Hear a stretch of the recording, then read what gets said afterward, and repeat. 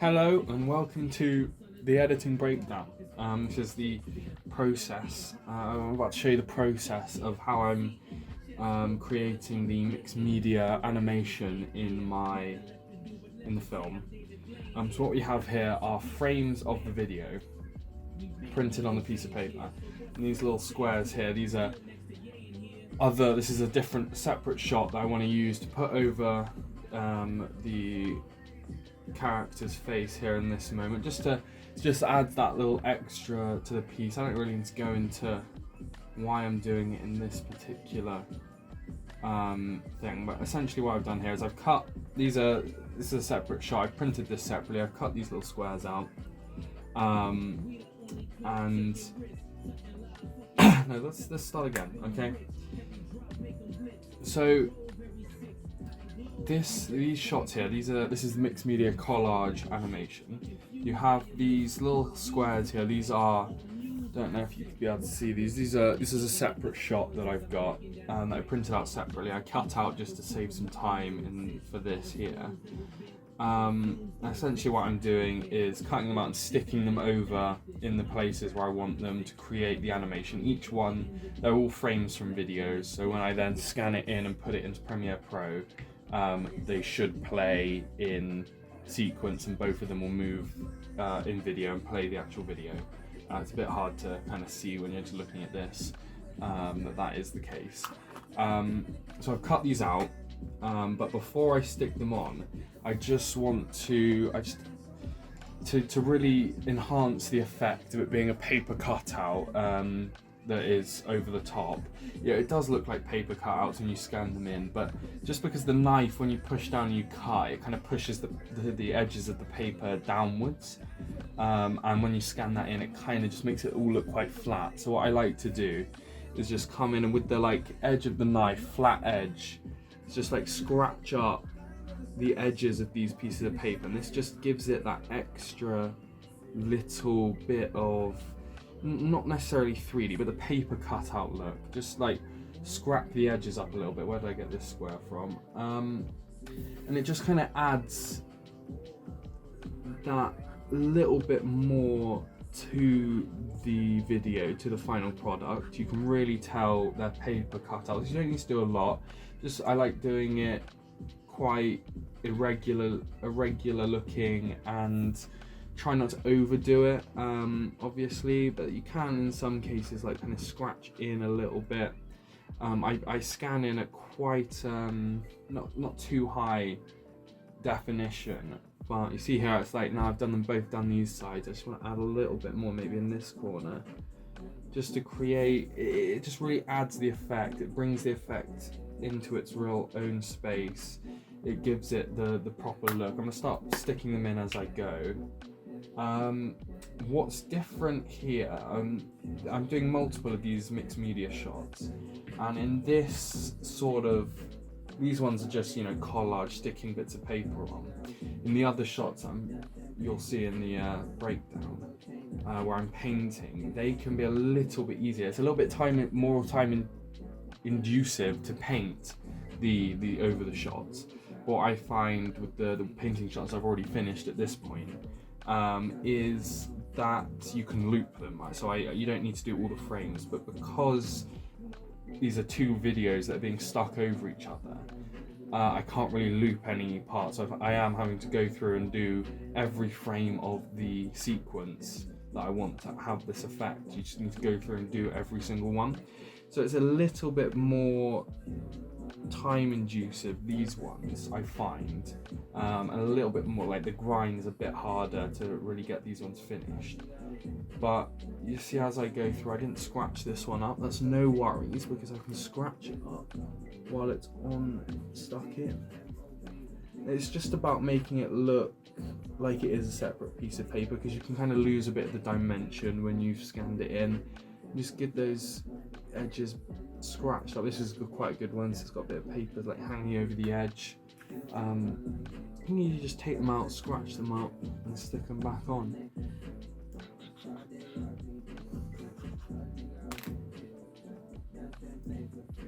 Like so.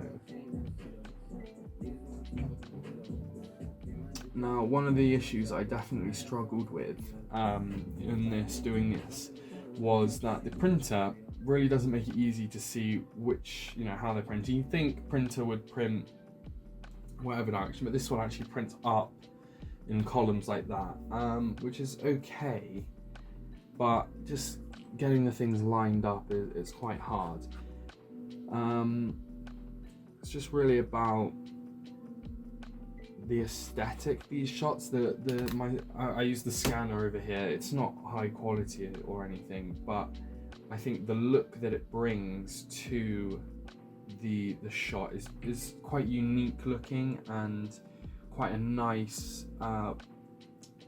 I just really enjoy the look that it gives. I think the sky as well, after you scan these in, the sky was quite blue on the day I shot. Once you scan it in, you get this lovely teal colour that really drops off into the whiter part of the sky nearer the horizon as it goes off into the distance. And it basically gives it a little film look to the video, which is quite amazing, I find.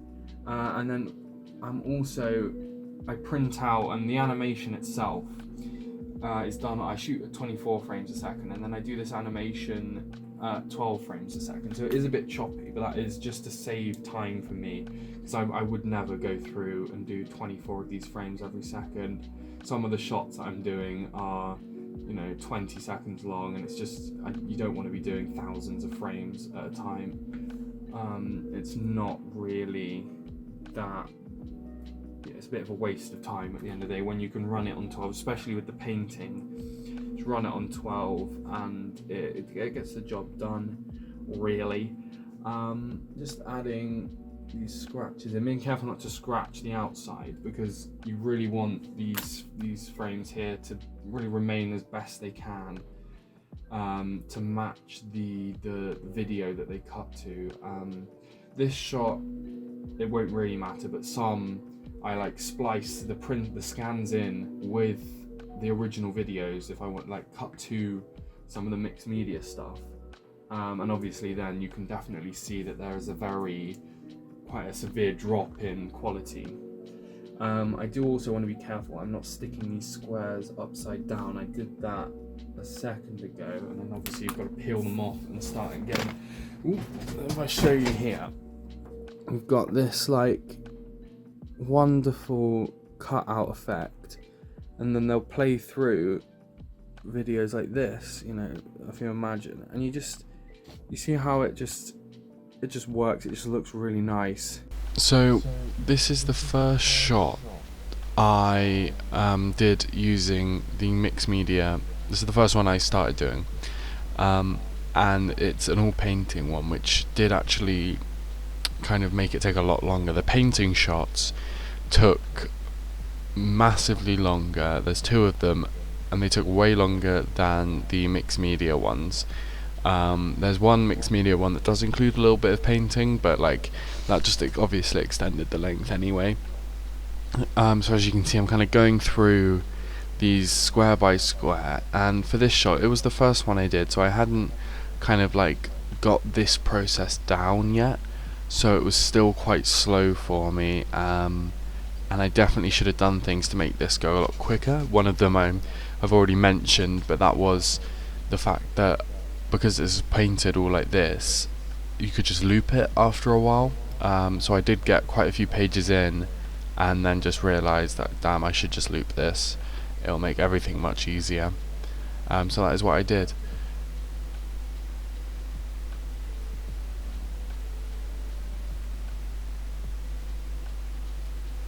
So I just want to talk you through the process of this from the scanning. After we finish, I've talked through. You saw me when I was talking to the camera. You saw me talk about how sort of the cutting out process works. So this is more from the scanning inside.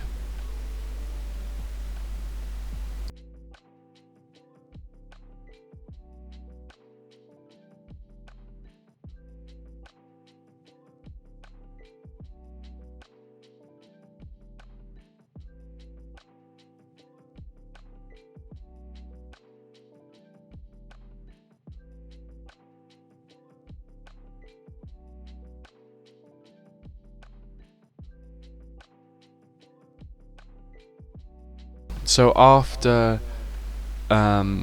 printing them all out and painting or drawing or cutting out and sticking over that is done, using my DeskJet 2600, I scan each page into a separate file, and then each page numbered 1 to however many there are, ranging from 10 pages to 20. And then I take them into Premiere Pro, and as you can see in the corner, that is what the file looks like originally. It's an A4 sheet with the 9 images on. I would then put the anchor point, center the first frame, which was always the bottom left hand frame. I'd center that in the middle, and then I would obviously scale it up so it fits into the frame, and then with the first frame in the right place, I would duplicate the I would then cut the shot down to be just so it is 2 frames long, and then I would just duplicate and shift to the next frame, duplicate and shift to the next frame. You can kind of see here I've got like the first 3 frames are in here, and this video is from the first time I did this for these shots, so it did get to the point where it was quite streamlined, and I could do it a lot quicker, but that just came from a very good understanding of what was required to do, whereas you can see here I'm kind of like sort of playing around a little bit. I don't really know what I'm doing, but it was just the case of using the positioning effects to just shift the frames around, and keep them going. So it was just going from one to the other. It was very simple and easy when it got to it, but at the same time it did take a lot of time, especially when I had a lot of frames to go through. You know, I'd been doing that, creating 9 images every time for like 10 pages, so it was just slow but quite an easy process. By no means do you need to watch through all of this editing breakdown, so I am just going to let a lot of this play, because it does just kind of go into what I'm talking about. You can just see how it is all just shifting the images. I'll just let this video here play a little bit. I'll probably speed it up or something.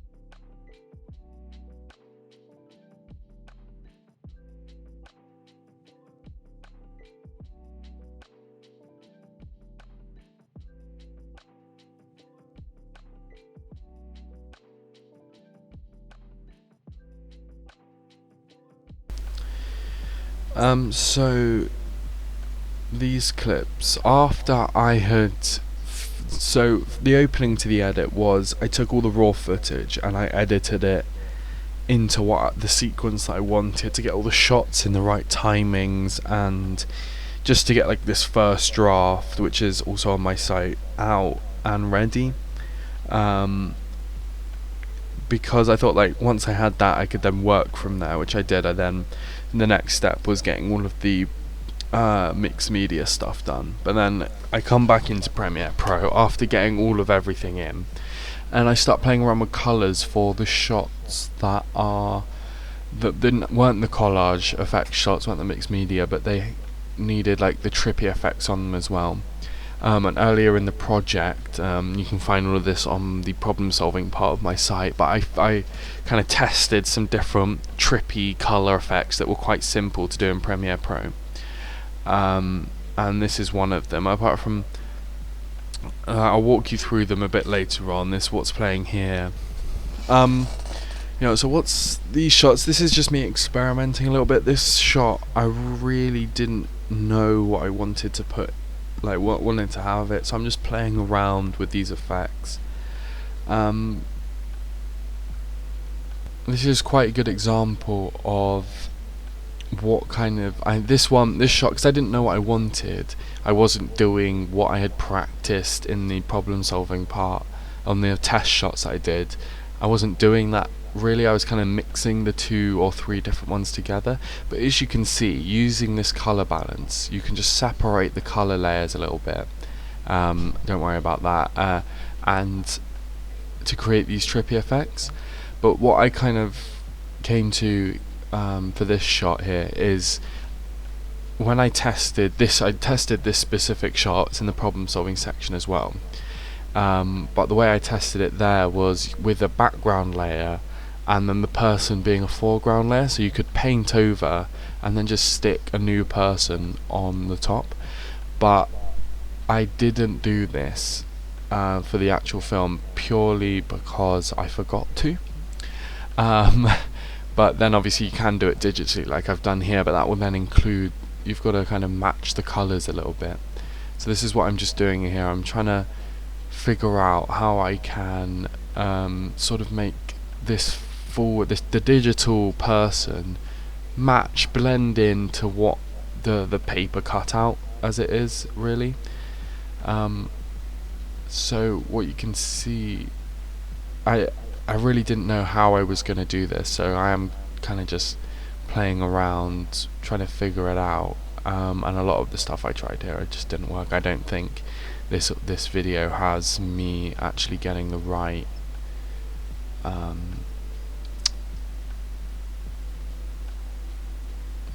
right settings dialed in. I don't think I actually did it, but we'll see. We're just watching through and I'm commenting where I can.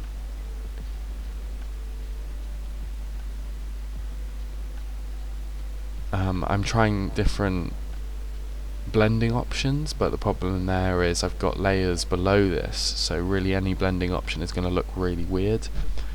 What I was essentially going for was just to try and match the noise and grain of the paper without as well as like making the image like darker and the colors kind of messed up like the printer comes out, because all of the printer shots the colors do get affected through printing them out then scanning them back in. The color does get quite severely changed.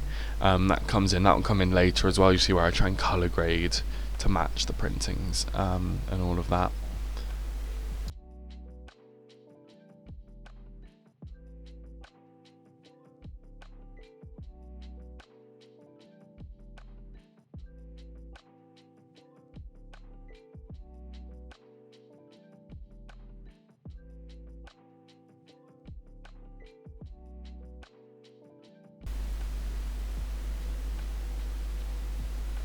So this is a much better example of the color effects that I was doing to create this sort of weird, hazy, trippy color effects that I did.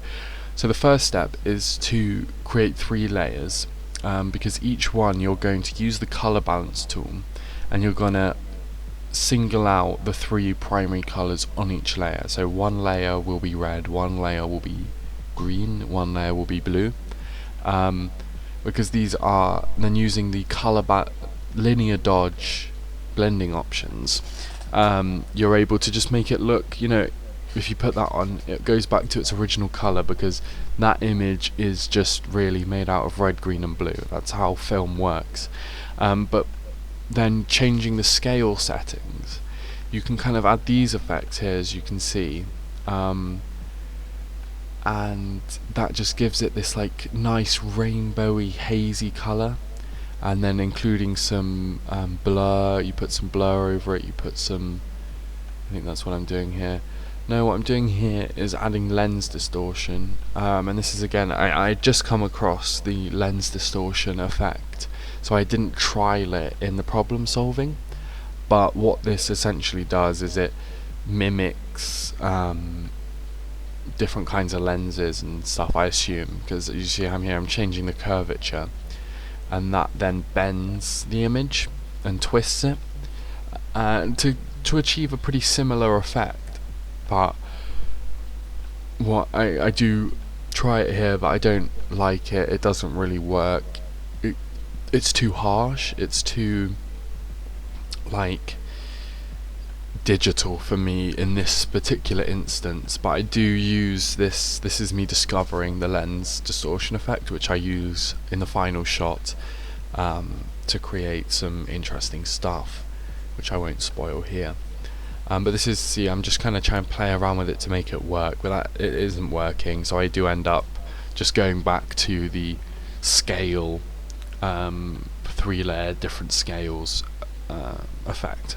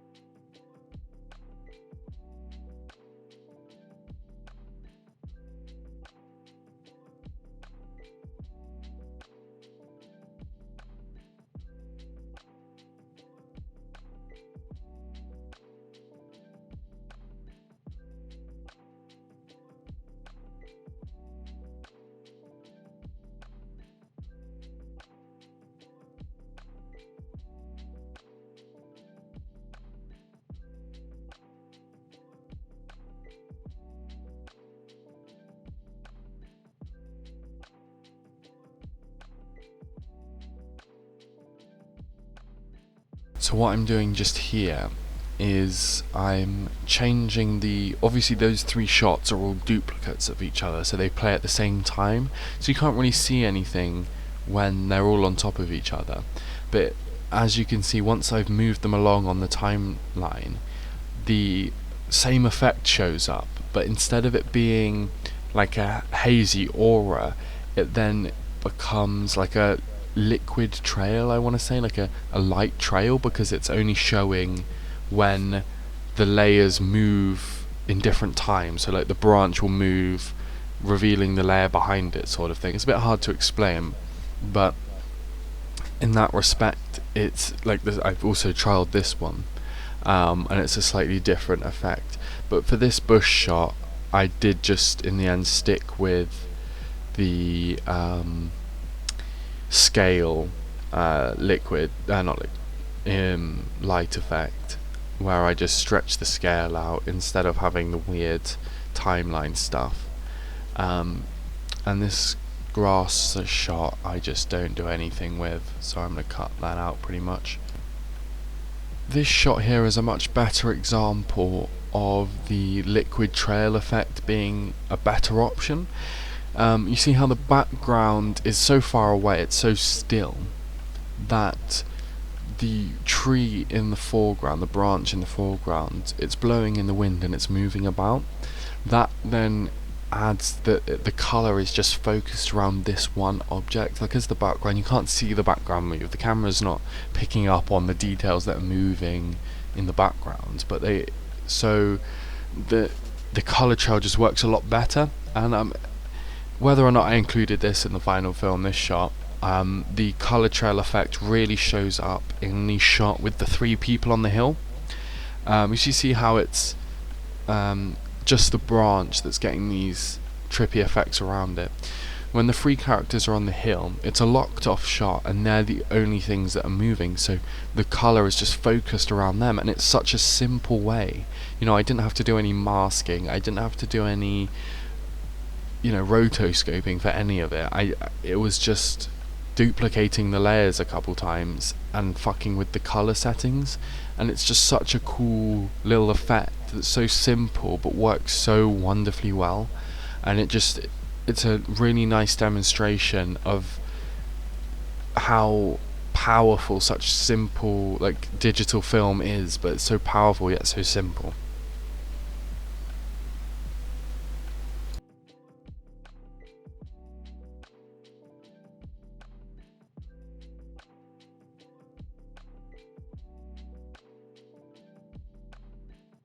And again here, this is me playing with the lens curvature. This is me really figuring out that I can get this weird effect with it. This was that I would then bring back into the final shot of the film.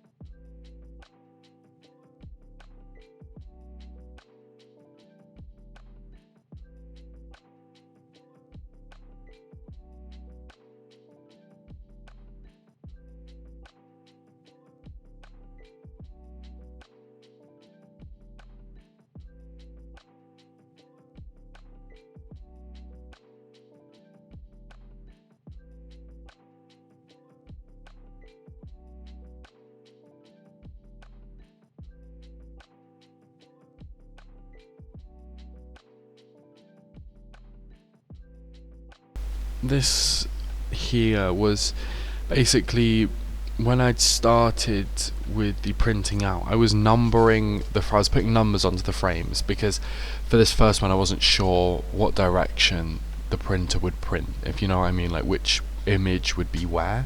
So I stuck a little time code on it before I exported it, but then obviously I needed to cover that up, and so what I'm doing here is just using a mask and animating it slightly to move around where it needs to be to just cover up this time code that's there. It's quite a simple thing. This was just like after I'd finished the main edit I noticed that I should probably take this out, so I did.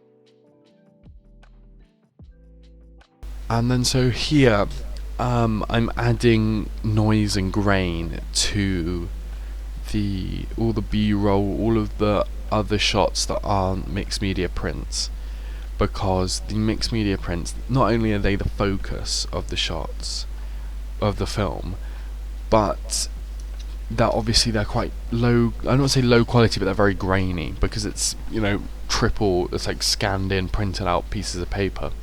So this is me using adjustment layers to create a similar grainy noise effect, and I just went through the whole film doing this. Obviously you got to dial in the settings a little bit because I was quite astonished by how wonderful the shots, how the printouts turned up once I'd scanned them in, because they almost look like film stock. It's just this wonderful little look. So I was just going through all these shots and adding some noise. I was just duplicating the adjustment layers. Obviously I didn't need to add them over any of the print shots because they already had the effects.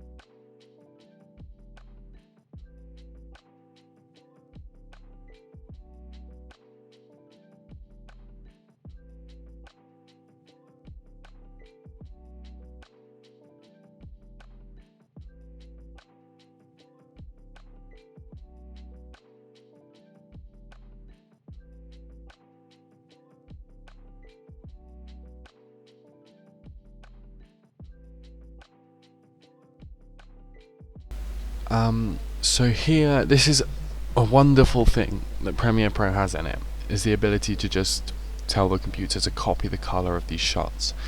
So I really wanted to just, obviously the color grade needed to happen, but I really wanted to match the colors of the printouts because the blues in them, I just loved the blues. So using the color match tools in Premiere Pro, I just went through and matched all the colors, tried to color grade off the printouts because the blues just look so amazing in the skies. That's what I was aiming for, some like warm teals in the sky. I didn't get it perfectly, but as you can see here, it's just like it analyzes the original shot and then just changes the color a little bit. So that was what I was doing. I was just kind of grading. Here obviously it really messed up the effects, so I don't think I did it for this shot in the end, but the rest of them I did.